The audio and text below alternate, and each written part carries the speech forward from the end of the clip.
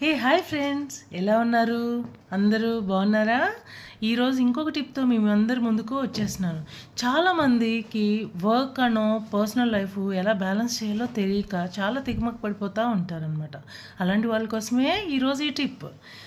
First thing మనం ఏం చేయాలంటే, ఆఫీస్ వర్క్ అయిపోయిన తర్వాత ల్యాప్టాప్ కానీ ఫోన్ కానీ షట్ డౌన్ చేసేసి దాని గురించి ఇంకా ఆలోచించకూడదు. అది ఎలాంటి కష్టమైన పని అయినా సరే ఇంకా దాని గురించి ఆ రోజు ఆలోచించకూడదు.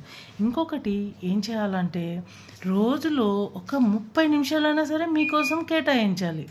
ఎలా అంటే ఎక్సర్సైజ్ కానీ, లేకపోతే ఫ్రెండ్స్తో మాట్లాడడం కానీ, లేకపోతే బయటికి వెళ్ళటం కానీ, మీకు సరదాగా ఏదనిపిస్తే అది చేయాలి.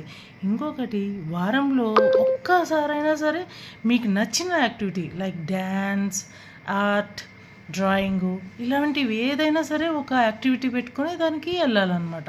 ఇలాంటివన్నీ కూడా మీ మనసును చాలా తేలికపరిచి మీ రోజునంతా కూడా మంచిగా చేస్తుంది. మళ్ళీ మీరు నెక్స్ట్ డేకి ప్రిపేర్ అవుతారనమాట. ఇలాంటివన్నీ చేసి నాకు రిజల్ట్ ఎలా అయిందో చెప్తారు కదూ. ఓకే, ఈరోజుకి ఇదే. Thank you. Bye bye.